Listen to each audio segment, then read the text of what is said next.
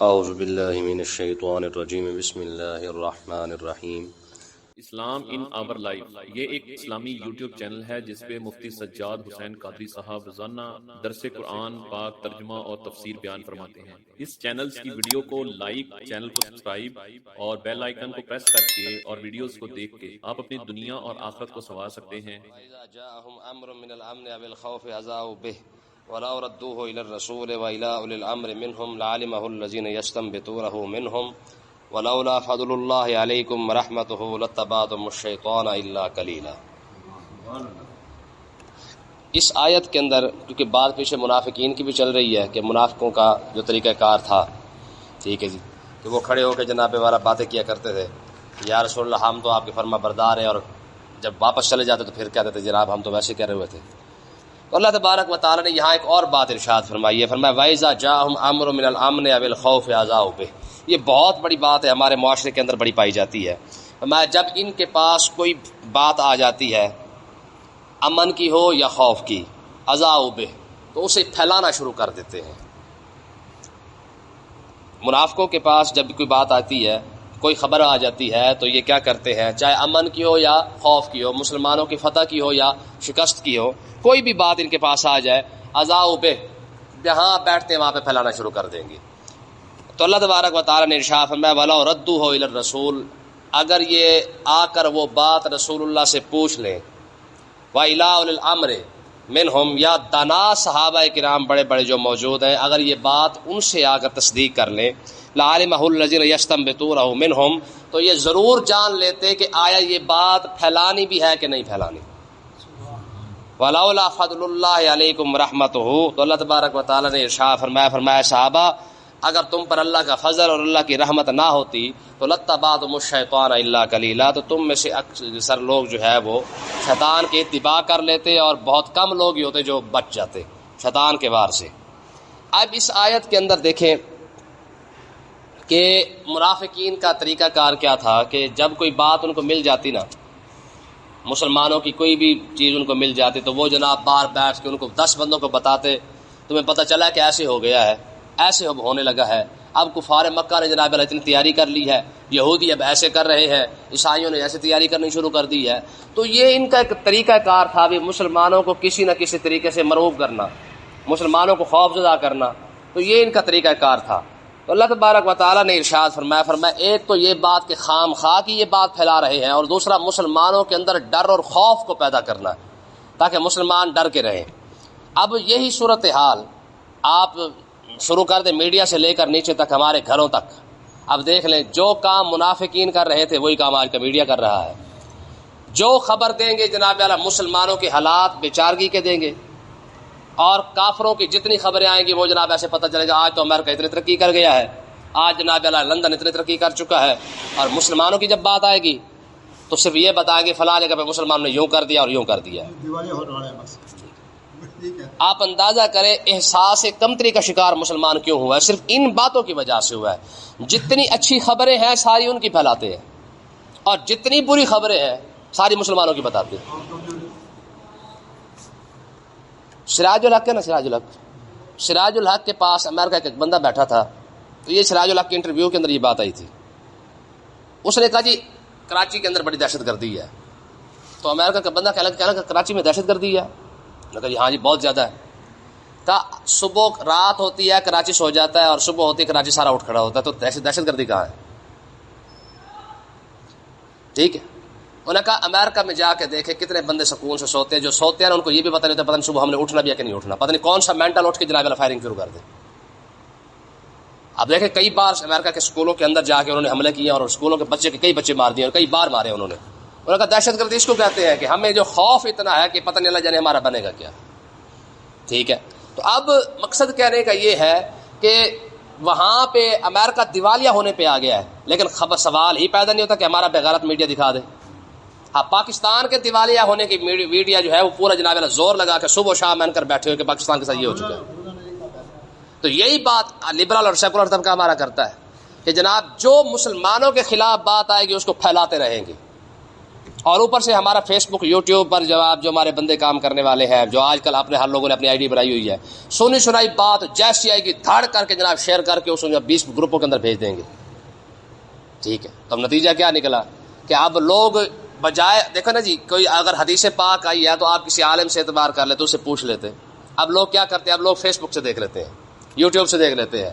اب جس کے پاس جو چیز آئی ہے، کئی آپ فیس بک کھول کے دیکھیں، آپ کو ایسی عجیب عجیب حدیثیں مل جائیں گی کہ پتہ نہیں ہوتا ہے کیوں. جیسے پیچھے کسی نے بنائی ہے، پوسٹ بنا کے بھیجی، آگے جناب اللہ بھیجتے جا رہے ہیں، شیئر کرتے جا رہے ہیں. حالانکہ میں آپ کو ایک اور مسئلہ بتاؤں، کئی بار جب گستاخانہ مواد آتا ہے نا تو لوگ کیا کرتے ہیں، اور لوگ اسے جناب دھڑا دھڑ آگے بھیجنا شروع کر دیتے ہیں. کیوں بھائی؟ اس وجہ سے کہ دیکھیں جی یہ کیا ہو گیا کیا ہو گیا کیا ہو گیا. حالانکہ اس میں شرعی مسئلہ یہ ہے کہ اگر آپ کے پاس کوئی گستاخانہ پوسٹ آئی ہے، کوئی مواد آیا ہے، تو اس کو آپ ڈیلیٹ کر دیں. اگر کسی کے پاس آ گیا تو بہتر یہ کہ آگے کسی کو بتا دے کہ بھائی تو اس کا آگے نہ بتا. امام مالک رحمۃ اللہ علیہ کے پاس ایک شخص آ گیا، وہ آ کے کہنے لگا حضور فلاں علاقے کے اندر جو ہے فلاں بندے نے گستاخی کی ہے اور ایسی ایسی گستاخی کی ہے. آپ نے فرمایا میرا دل کرتا تجھے قتل کرواؤں. اس نے کہا میں نے تو آپ کو بتایا ہے گستاخی فلاں بندے نے کی ہے. آپ نے فرمایا مجھے تو بتا رہا ہے نا، تجھے کس نے کہا تو آگے پھیلا. بات سمجھی نہیں؟ یہ ہمارے لیے بہت بڑا مسئلہ ہوتا ہے. کہیں کوئی بات ہمیں مل جاتی ہے تو ہم جناب اللہ دھڑا دھڑ اس کو ہوٹلوں میں بیٹھ کے جناب اللہ اپنی محفلوں میں بیٹھ کے 10 بندوں کو بتانا شروع کر دیتے. اللہ کے بندے جو 10 بندوں کو نہیں پتا اسے تو بتا رہا ہے نا. تو ایسی بات جو گستاخانہ مواد کی ہوتی ہے یا ایسا جو نفرت انگیز جو مواد ہوتا ہے اس کو آگے بتانے کی ضرورت نہیں ہوتی ہے. اب اس کے نیچے آج ہمارے گھروں کے حالات کیوں خراب ہوئے ہیں. آپ دیکھ لیں ہمارے گھروں کی، ہماری برادریوں کی لڑائیاں اکثر ان باتوں کی وجہ سے ہوں گی جو زیادہ پھیل چکی ہوتی ہیں. سوال ہی پیدا نہیں ہوتا کوئی پیچھے سے تصدیق آ لے کہ ہمارے پاس یہ بات پہنچی ہے کہ آیا یہ بات سچی ہے کہ نہیں. جس نے سنی ہے اس نے جناب اللہ 20 بندوں کو فون کر کے کہہ دیا سونا پھر فلانے نے کر دیتا. نتیجہ کیا نکلتا ہے کہ جناب اللہ کوئی تصدیق کرتا نہیں ہے. دیکھیں نا جی قرآن مجید کی واضح آیت ہے یا ایھا الذین آمنوا ان جاءکم فاسق بنبأ فتبینوا ان تصیبوا قوما بجہالہ. تو میں ایمان والو جب تمہارے پاس کوئی بھی بندہ خبر لے کے آتا ہے نا، کوئی بات لے کے آ جاتا ہے تو کیا کرو، فتبینوا ان تصیبوا قوما بجہالۃ. تو میں سب سے پہلے اگر کوئی بندہ آ بھی جائے تمہارے پاس کوئی بات لے کر تو اس کی تصدیق کر لو. ایسا نہ ہو کہ تمہاری جہالت کی وجہ سے تم کیا کر بیٹھو، تم کوئی نقصان کر بیٹھو، بعد میں سے پچھتاوے کا اور فائدہ کوئی نہیں ہوگا. اور کئی بار ایسا ہوتا ہے کہ نہیں ہوتا ہے کہ ہم جب تصدیق نہیں کرتے کسی بات کی تو بعد میں جب وہ بات ہمارے سامنے آتی تو پھر بعد میں شرمندگی اٹھانی پڑتی ہے کہ نہیں یار واقعی یار اگر اس طرح کر لیتا تو ایسے نہ ہوتا. تو اللہ تبارک و تعالیٰ نے یہی بات ارشاد فرمایا منافق کا نشانی ہے جو باتوں کو پھیلاتا رہتا ہے. تمہارا میڈیا بات کو پھیلانا شروع کرتا، دیکھ لیں کیا کچھ کیا انہوں نے.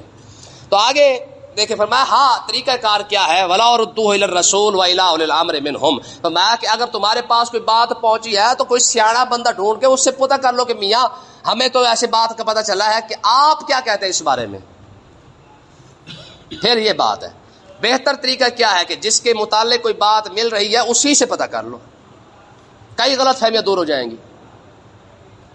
چودھری نے نا اپنے ساتھ والے بندے کو کہا، انہوں نے کہا یار تمہاری بھابھی بیمار ہے، سر درد ہے، آج دوائی لینے جانا تو آج میں نا پنچایت میں نہیں آؤں گا. اس بندے نے آگے بتایا، اس نے کہا چودھری کی آج بیوی بیمار ہے، سر درد بھی ہے اور طبیعت بھی خراب ہے، بلڈ بھی لو ہو چکا ہے.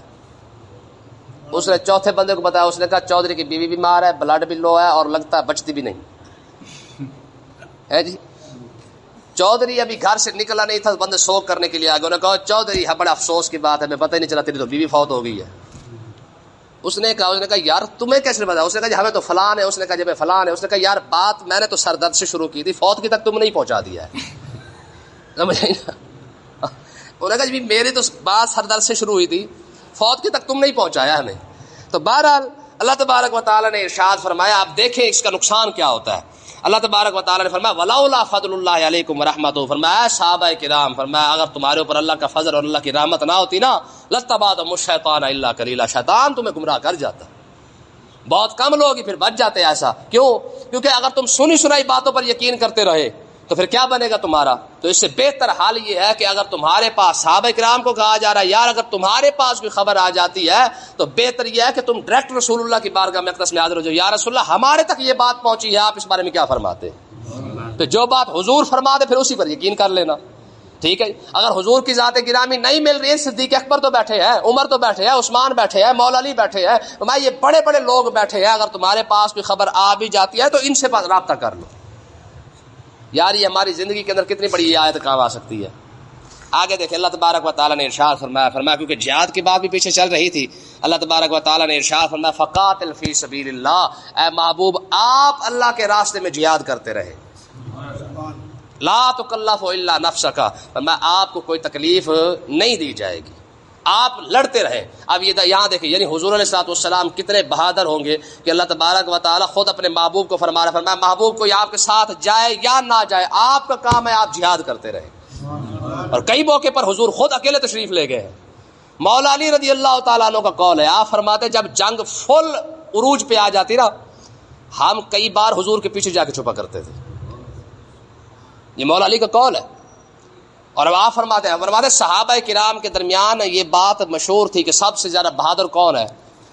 ہمارے درمیان یہ بات ہوتی تھی تو ہم کہتے تھے فرمایا جو حضور کے زیادہ قریب کھڑا ہوگا سب سے بڑا بہادر بھی وہی ہوگا. کیوں؟ کیونکہ ظاہر ہے میدان جنگ کے اندر سب سے بڑا ٹارگٹ تو کفار مکہ کا آقا علیہ السلام کی ذات تھی نا. تو جہاں حضور کھڑے ہوں گے وہاں پہ جنگ زیادہ ہوگی، نشانہ وہیں پہ زیادہ ہوگا. تو اب سب کو پتا تھا کہ حضور کے قریب کھڑے ہونے کا مطلب کیا ہے، یا شہادت ہے یا ڈٹ کے جنگ لڑنا ہے، کیونکہ سارا ٹارگٹ تو حضور کی ذات ہوگی. تو فرماتے پھر سب صحابہ کرام کو پتا تھا کہ بھائی حضور کے ساتھ کھڑے ہونے کا مطلب صرف ایک ہی ہے، یا شہادت یا پھر ڈٹ کے لڑنے والی بات ہے. ہم پھر یہ کہتے تھے کہ بھائی جو حضور کے قریب کھڑا ہوگا وہ سب سے بڑا بہادر بھی وہی ہوگا. اور پھر فرماتے ہیں حضرت مولا علی نے ممبر پہ کھڑے ہو کے پوچھا فرمایا من اشجع الناس، فرمایا یہ بتاؤ سب سے بڑا بہادر کون ہے. تو ایک بندے نے کہا حضور آپ ہی تو ہے، اور اس میں شک بھی کوئی نہیں ہے. ٹھیک ہے نا جی. آپ نے فرمایا تو اپنی جگہ پہ ٹھیک ہے، پر مجھ سے پوچھو کہ میں سب سے بڑا بہادر کون ہے. عرض کی کہ یار حضرت مولا علی سے کہا گیا حضور پھر آپ بتائیں سب سے بڑا بہادر کون ہے، ہم تو سمجھتے کہ آپ ہیں. آپ فرماتے تمہاری نظروں کے اندر علی ہوگا، لیکن علی کی نظروں کے اندر سب سے بڑا بہادر صدیق اکبر ہے. کہا جی کیوں، وجہ کیا ہے؟ آپ نے فرمایا کئی مقامات ایسے آئے ہیں جہاں پہ ہم پیچھے کھڑے ہوتے تھے، صدیق اکبر حضور کے ساتھ کھڑے ہوتے تھے جنگ کے موقع پر. ٹھیک ہے جی. تو اللہ تبارک و تعالیٰ نے ارشاد فرمایا محبوب آپ خود جہاد کے لیے نکل پڑے. ٹھیک ہے جی. ایک مرتبہ مدینہ طیبہ کے اندر نا ایک چیخ، بڑی خوفناک قسم کی چیخ جو ہے وہ مدینہ طیبہ کے اندر لوگوں نے سنی، تو خوف کی وجہ سے پورا مدینہ ہی باہر نکل آیا. اب سوچ رہے تھے کہ یار اب یہ کون سی چیخ ہے، کس نے ماری ہے، کیا ہے یہ معاملہ ہے، کون دیکھنے جائے گا. کوئی اس کے منہ کی طرف دیکھ رہا ہے، کوئی اس کے منہ کی طرف دیکھ رہا ہے. اتنی دیر دیکھی تو تھوڑی دیر کے بعد آقا علیہ السلام گھوڑے پر تشریف لا رہے تھے. جہاں سے چیخنے کی آواز آئی تھی وہیں سے آ رہے تھے. آقا علیہ السلام کو صحابہ کرام نے دیکھا تو عرض کی یا رسول اللہ آپ کہاں سے آ رہے ہیں. آپ نے فرمایا جہاں سے چیخ آئی تھی وہیں گیا تھا، جا کے اپنے اپنے گھروں کے اندر سو جاؤ، کوئی مسئلہ نہیں ہے. یعنی جو بات ابھی مدینہ طیبہ کو خوف زدہ کر رہی تھی حضور وہاں پہنچ کر واپس بھی آ رہے تھے. ٹھیک ہے. یہ جب غزوہ حنین لگا نا، غزوہ حنین یہ مکہ کے بعد لگا، فتح مکہ کے بعد لگا. تو جب اچانک تیروں کی برسات ہوئی نا، تو ایک مرتبہ جو ہے وہ مسلمانوں کے جب پاؤں اکھڑ گئے تو آقا علیہ السلام اس وقت گھوڑے کے اوپر بیٹھے ہوئے تھے. حضور علیہ السلام نے گھوڑے کو ایڑ لگائی اور آپ نے فرمایا انا النبی لا کذب انا ابن عبد المطلب. حضور نے فرمایا میں نبی ہوں، اس میں بھی کوئی شک نہیں ہے، اور یہ بھی یاد رکھو انا ابن عبد المطلب، میں عبد المطلب کا بیٹا بھی ہوں جس کی سرداری کو پورا عرب مانتا ہے. تو اتنے بڑے سردار کا بیٹا جو ہے وہ بزدل نہیں ہو سکتا ہے. فرمایا کہ انا ابن عبد المطلب، فرمایا تم میرے دادے کو بھی جانتے ہو کہ میرا دادا کون تھا، اس میں بھی کوئی شک نہیں کہ میں عبد المطلب کا بیٹا ہوں، اور اس میں بھی کوئی شک نہیں انا النبی لا کذب، میں اللہ کا سچا نبی بھی ہوں. ٹھیک ہے نا جی. یہ حضور کی بہادری اور شجاعت ہے. اللہ تبارک و تعالیٰ نے ارشاد فرمایا محبوب فقاتل فی سبیل، آپ اکیلے ہی تشریف لے چلے. ٹھیک ہے نا جی. کوئی آپ کے ساتھ جاتا ہے جائے، نہیں جاتا نہ جائے، آپ خود تشریف لے چلیں. وحرض المؤمنین، ہاں مسلمانوں کو جہاد پر اکساتے ضرور رہیں، جہاد کے بارے میں بتاتے رہیں، جہاد کی فضیلتیں سناتے رہیں، انہیں بتاتے رہیں کہ میدان جنگ کا جو ہے وہ انعام اللہ تعالیٰ نے کیا رکھا ہے. اصل اللہ ان یکف باس الذین کفروا، ان قریب اللہ تعالیٰ کفار کو روک ضرور دے گا. ساتھ خوشخبری بھی سنا دی، فرمایا آپ جنگ پہ تشریف لے چلے، کفار کو روکنا پھر ہمارا کام ہے. ٹھیک ہے جی. جب غزوہ خندق سے واپس آیا نا، جیسے آج جمعے کے اندر بات ہو رہی تھی، تو یہودیوں نے کیونکہ قبیلہ بنو قریظہ نے بھی ساتھ ساتھ مخالفت کر دی تھی. جب حضور خندق سے واپس تشریف لائے نا، کفار مکہ تو چلے گئے، ابھی حضور نے ہتھیار نہیں رکھے تھے. حضرت جبریل علیہ السلام حاضر ہو گئے. آج کہ یا رسول اللہ آپ نے ہتھیار اتار دیے ہیں، ابھی تک فرشتوں نے نہیں اتارے ہیں. حضور نے فرمایا کیا کرنا ہے؟